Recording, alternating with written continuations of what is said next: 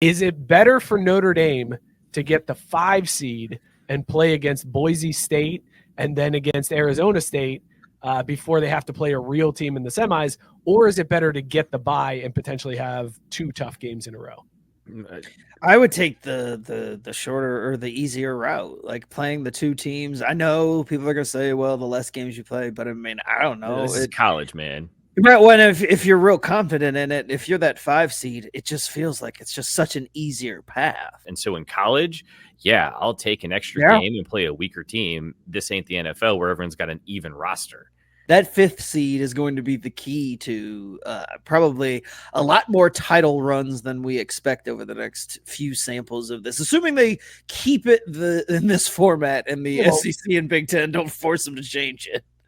Well, let's look at the actual college football ranking. In this case, Ohio State gets the cakewalk path, taking on Arizona State and then Boise State. Which is how they wanted it all along. That 5 seed is the key here. And that's exactly what the committee is going to make sure. They're like, we're just going to reserve the 5 seed for either Alabama or Ohio State if it comes to it.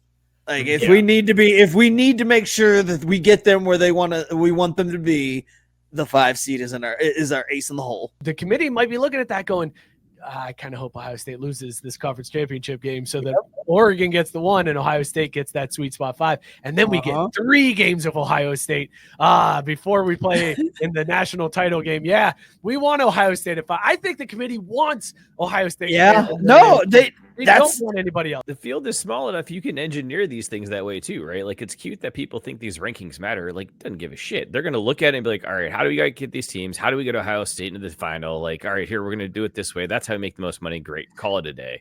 Like you can't necessarily do that March Madness when you got 68 teams and all those logistics. They got to stick tighter to rankings. But yeah, this is absolutely a money making machine. So do whatever you got to do to get that gate.